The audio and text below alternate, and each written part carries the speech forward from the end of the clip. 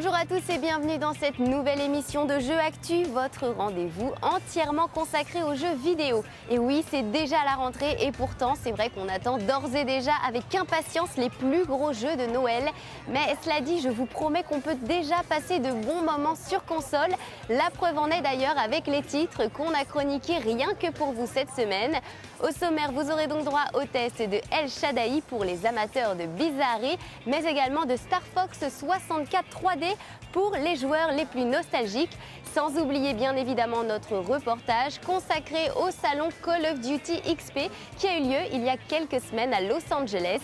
Mais avant de regarder tout ce beau programme, c'est tout d'abord l'heure des news avec Zap Actu. C'est parti.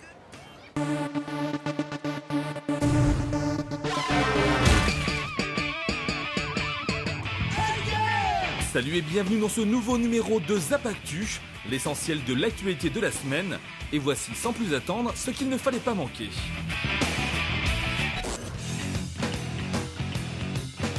Pour annoncer l'arrivée de Tekken sur 3DS, Yoshinori Ono, producteur des jeux Street Fighter chez Capcom, et Katsuhiro Harada, producteur des jeux Tekken chez Namco, ont bien voulu jouer les acteurs studio pour nous faire une petite vidéo débile absolument géniale. On voit néanmoins quelques images de gameplay du jeu, qui sera accompagné du film Tekken Blood Vengeance sur la même cartouche. La sortie du jeu est programmée pour 2012.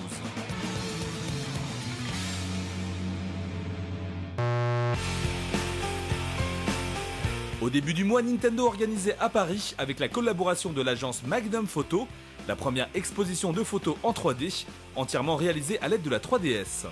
L'exposition ayant été un succès, le constructeur japonais a décidé de réitérer l'opération à la Fnac Saint-Lazare du 20 septembre au 3 octobre prochain afin d'attirer le grand public.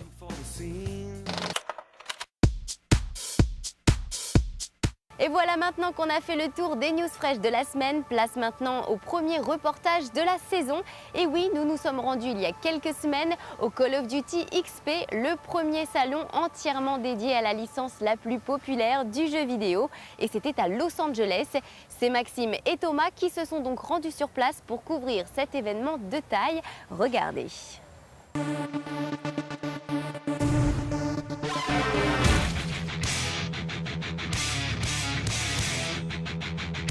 Salut à tous, notre reportage est consacré aujourd'hui au Call of Duty XP, le premier salon entièrement dédié au jeu Call of Duty. Il s'est déroulé ici à Los Angeles les 2 et 3 septembre dernier, dans un immense hangar où tous les fans se sont donné rendez-vous.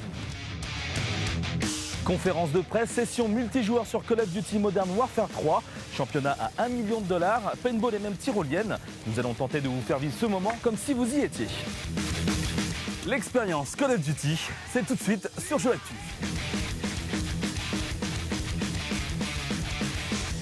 Depuis la sortie en 2008 de l'excellent Call of Duty 4, chaque fin d'année est désormais rythmée par l'arrivée du nouveau Call of Duty, explosant systématiquement au passage le record de vente d'un jeu le jour de sa sortie. On se souvient de l'extraordinaire performance de Call of Duty Black Ops, qui s'était écoulé à 7 millions d'exemplaires dans le monde en même pas 24 heures.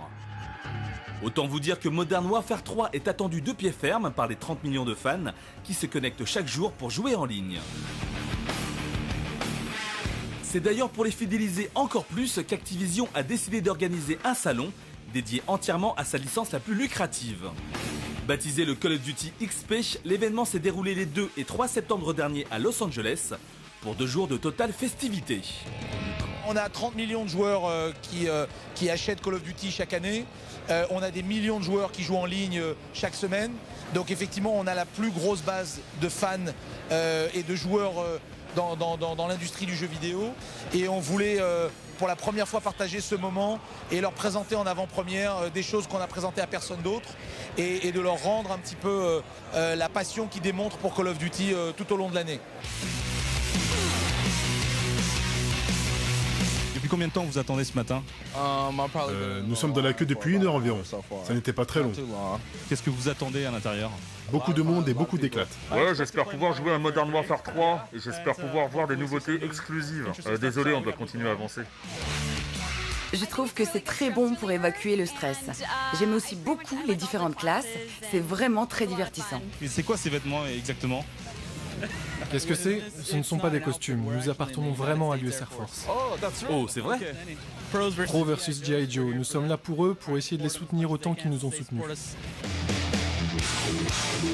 Pour démarrer le salon sur les chapeaux de roue, Activision avait prévu une conférence sur la scène principale, orchestrée par Eric Hirschberg, le PDG de la firme, qui a dévoilé le programme qui a rythmé ces 2 jours de marathon. C'est d'ailleurs durant cette intervention qu'on a pu découvrir le trailer dédié au multijoueur de Modern Warfare 3, mais aussi le fameux court-métrage Opération Kingfish, qui en a laissé plus d'un bouche bée. Une fois les présentations faites, les fans pouvaient se ruer sur les centaines de bornes mises à disposition pour découvrir Modern Warfare 3 bien sûr, mais aussi s'affronter sur les précédents épisodes comme Black Ops ou bien encore Modern Warfare 2. Bon voilà, on se trouve actuellement à l'extérieur du hangar où se déroule le fameux Call of Duty XP. Activision a vu les choses en grand puisqu'ils ont reconstitué entièrement un espèce de camp militaire. Vous le voyez un petit peu partout, il y a carrément des camions, des jeeps, des tanks. Il y a plusieurs activités également. On pourra même manger ici au Burger Town. Donc moi je vous propose de faire un petit tour du propriétaire et de voir ce qui se passe ici.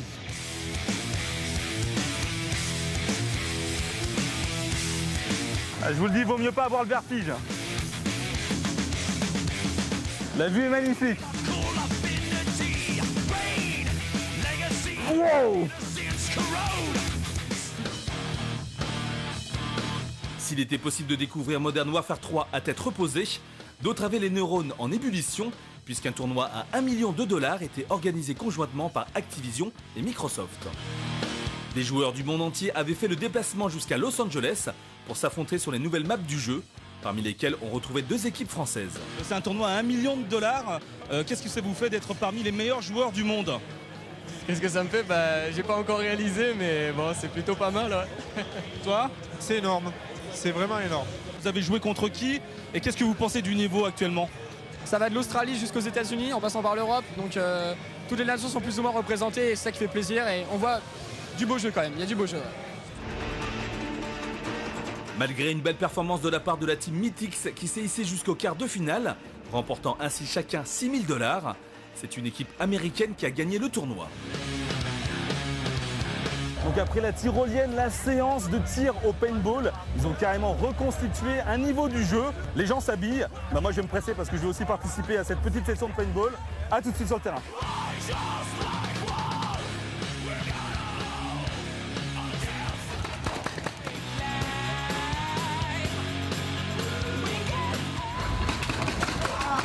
Ah, il m'a eu. Ah, je suis touché là. C'est mal quand même, j'avais oublié.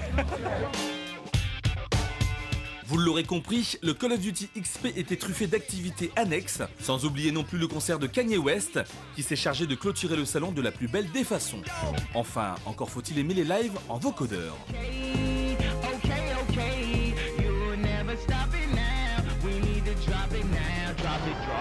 Voilà, c'est la fin de ces reportages. Merci de l'avoir suivi. Merci également à tous ceux qui ont participé à sa réalisation.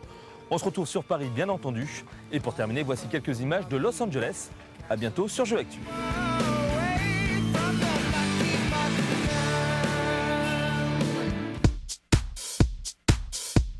El Shaddai, ce n'est ni plus ni moins qu'un jeu venu du Japon et issu de l'imagination des créateurs d'Okami et de Devil May Cry, enfin en partie. Mélange entre jeux d'action, d'aventure et de plateforme, il se distingue avant tout par sa direction artistique exceptionnelle.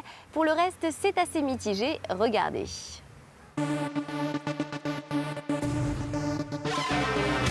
Tempted by mankind, the corrupted angels fled from the heavens to create their own utopia on Earth.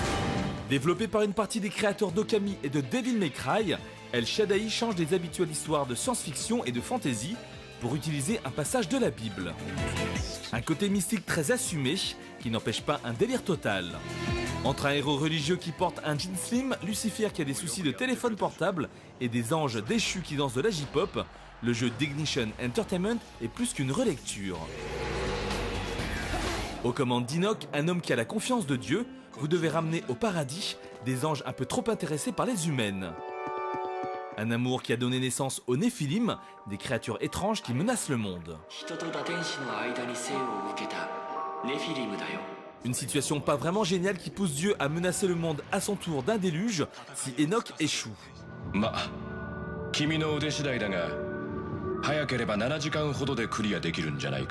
Vous allez donc explorer la tour construite par les anges pour éviter la catastrophe. Chaque étage est à l'image de son créateur et dispose d'une ambiance spéciale. Entre un décor japonisant, une ville futuriste ou bien encore des étendues crayonnées, El Shaddai fait dans la diversité. Le point commun à ces décors reste une direction artistique magnifique et une réalisation très léchée.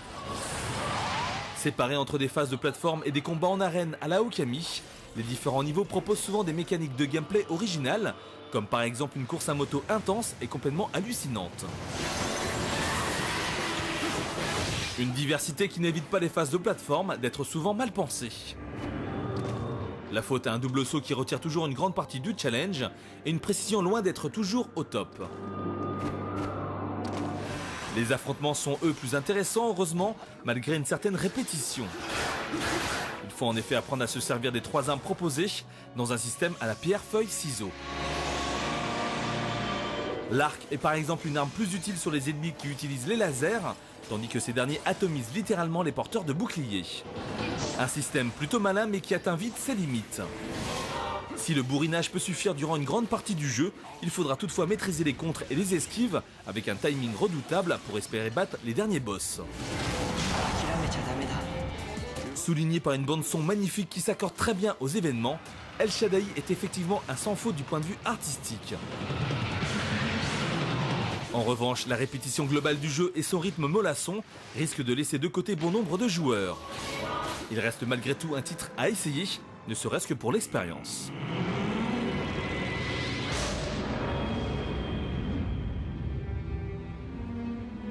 La note jeu actu, 13 sur 20.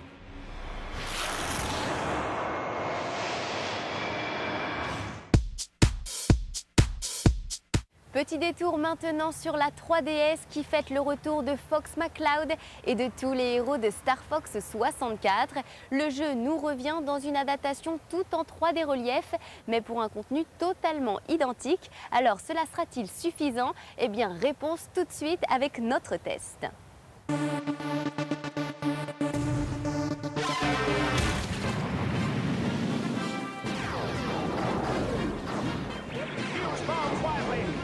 Suite de Star Wing, jeu de shoot culte de la Super Nintendo, Star Fox 64 avait reçu un bel accueil à l'époque de sa sortie sur Nintendo 64.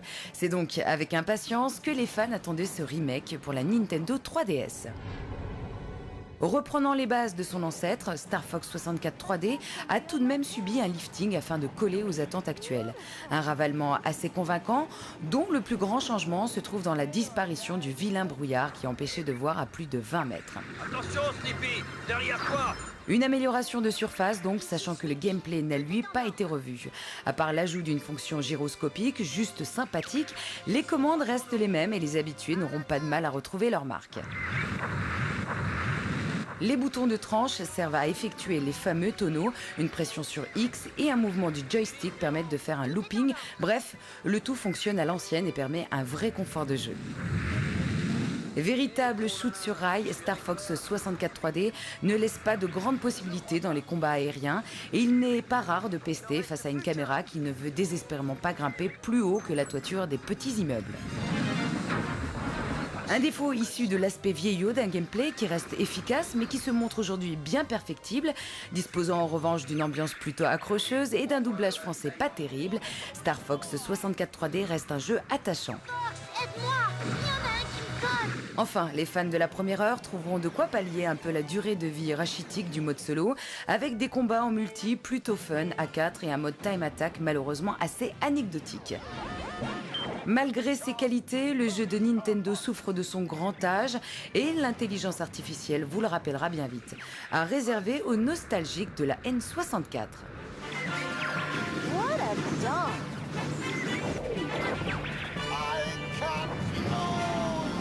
La note jeu actu, 14 sur 20.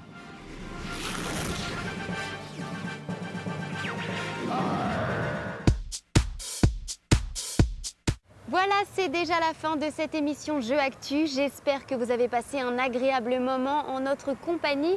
Bien entendu, j'aurai l'immense plaisir de vous retrouver dès la semaine prochaine pour un nouveau programme 100% jeux vidéo. En attendant, n'oubliez pas, si vous souhaitez obtenir toutes les dernières news en matière de jeux vidéo, alors rendez-vous sur notre site jeuxactu.com. Je compte donc sur vous, je vous embrasse. À la semaine prochaine.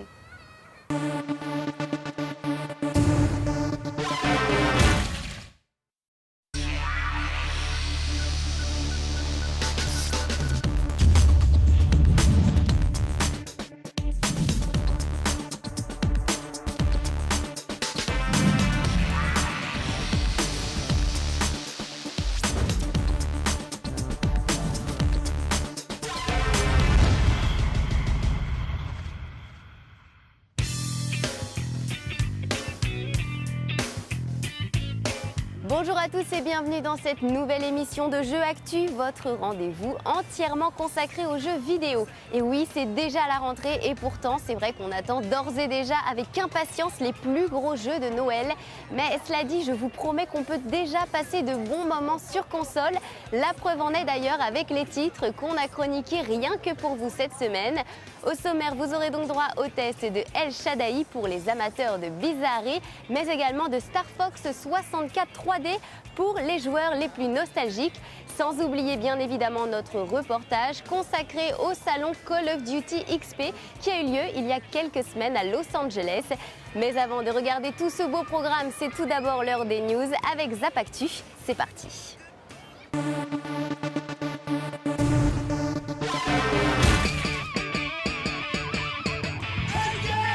Salut et bienvenue dans ce nouveau numéro de Zap Actu, l'essentiel de l'actualité de la semaine. Et voici sans plus attendre ce qu'il ne fallait pas manquer.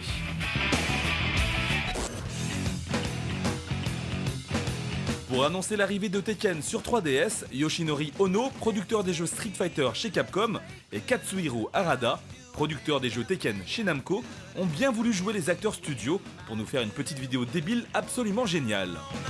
On voit néanmoins quelques images de gameplay du jeu qui sera accompagné du film Tekken Blood Vengeance sur la même cartouche. La sortie du jeu est programmée pour 2012.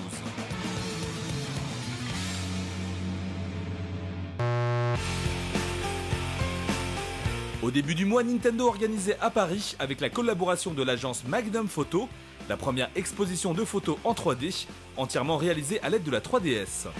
L'exposition ayant été un succès, le constructeur japonais a décidé de réitérer l'opération à la Fnac Saint-Lazare du 20 septembre au 3 octobre prochain afin d'attirer le grand public.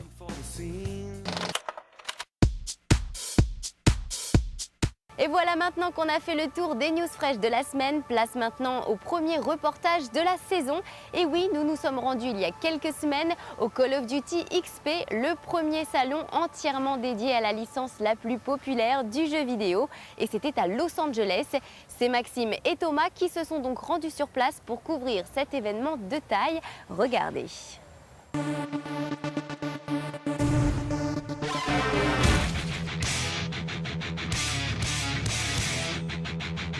Salut à tous, notre reportage est consacré aujourd'hui au Call of Duty XP, le premier salon entièrement dédié au jeu Call of Duty. Il s'est déroulé ici à Los Angeles les 2 et 3 septembre dernier, dans un immense hangar où tous les fans se sont donné rendez-vous. Conférence de presse, session multijoueur sur Call of Duty Modern Warfare 3, championnat à $1 million, paintball et même tyrolienne. Nous allons tenter de vous faire vivre ce moment comme si vous y étiez. L'expérience Call of Duty, c'est tout de suite sur Jeux Actu.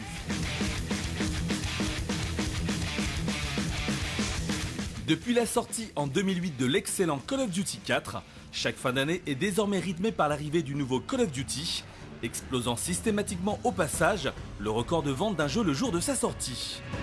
On se souvient de l'extraordinaire performance de Call of Duty Black Ops, qui s'était écoulé à 7 millions d'exemplaires dans le monde en même pas 24 heures. Autant vous dire que Modern Warfare 3 est attendu de pied ferme par les 30 millions de fans qui se connectent chaque jour pour jouer en ligne. C'est d'ailleurs pour les fidéliser encore plus qu'Activision a décidé d'organiser un salon dédié entièrement à sa licence la plus lucrative. Baptisé le Call of Duty XP, l'événement s'est déroulé les 2 et 3 septembre dernier à Los Angeles pour 2 jours de totale festivité. On a 30 millions de joueurs qui achètent Call of Duty chaque année.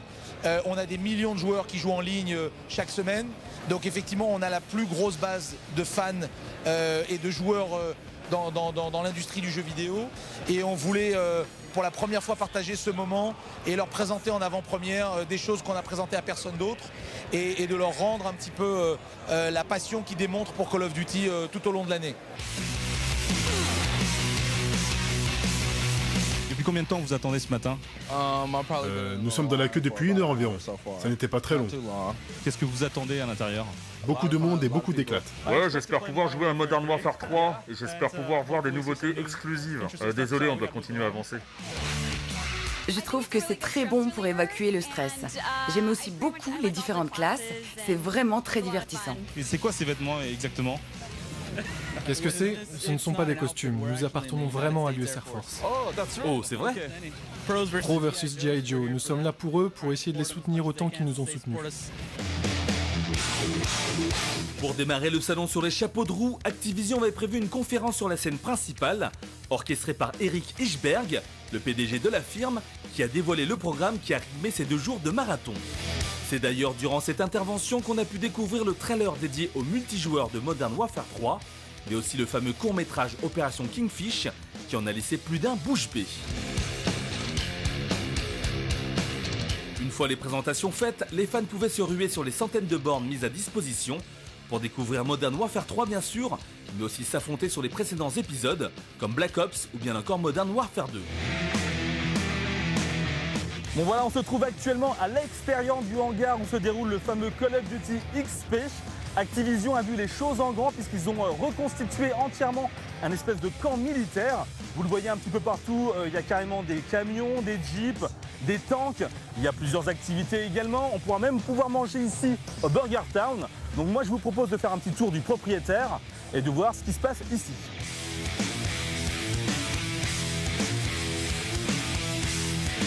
Je vous le dis, il vaut mieux pas avoir le vertige. La vue est magnifique.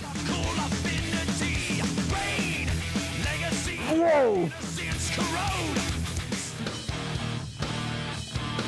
S'il était possible de découvrir Modern Warfare 3 à tête reposée, d'autres avaient les neurones en ébullition, puisqu'un tournoi à $1 million était organisé conjointement par Activision et Microsoft.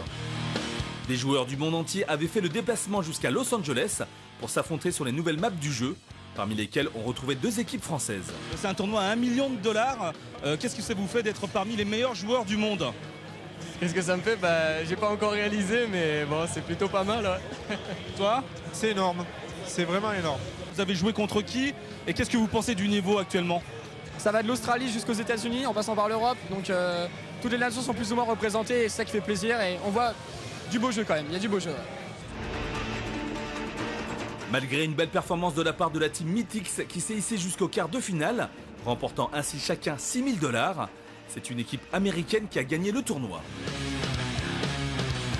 Donc après la tyrolienne, la séance de tir au paintball, ils ont carrément reconstitué un niveau du jeu. Les gens s'habillent. Moi je vais me presser parce que je vais aussi participer à cette petite session de paintball. A tout de suite sur le terrain.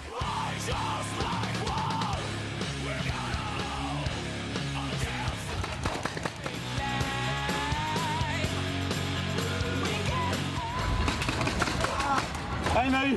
Ah, je suis touché là. C'est mal quand même, j'avais oublié. Vous l'aurez compris, le Call of Duty XP était truffé d'activités annexes, sans oublier non plus le concert de Kanye West, qui s'est chargé de clôturer le salon de la plus belle des façons. Enfin, encore faut-il aimer les lives en vocodeur.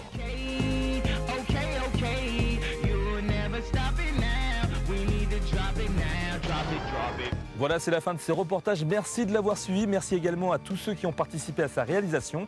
On se retrouve sur Paris, bien entendu. Et pour terminer, voici quelques images de Los Angeles. À bientôt sur Jeux Actu.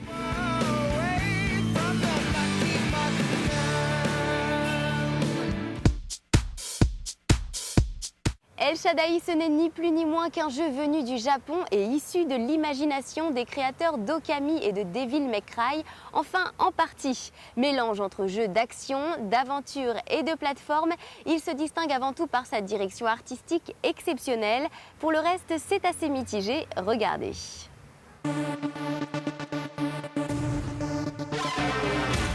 tempted by mankind, the corrupted angels fled from the heavens to create their own utopia on Earth. Développé par une partie des créateurs d'Okami et de Devil May Cry, El Shaddai change les habituelles histoires de science-fiction et de fantasy pour utiliser un passage de la Bible. Un côté mystique très assumé qui n'empêche pas un délire total. Entre un héros religieux qui porte un jean slim, Lucifer qui a des soucis de téléphone portable et des anges déchus qui dansent de la J-pop, le jeu d'Ignition Entertainment est plus qu'une relecture. Aux commandes d'Enoch, un homme qui a la confiance de Dieu, vous devez ramener au paradis des anges un peu trop intéressés par les humaines. Un amour qui a donné naissance aux Néphilim, des créatures étranges qui menacent le monde. Une situation pas vraiment géniale qui pousse Dieu à menacer le monde à son tour d'un déluge si Enoch échoue.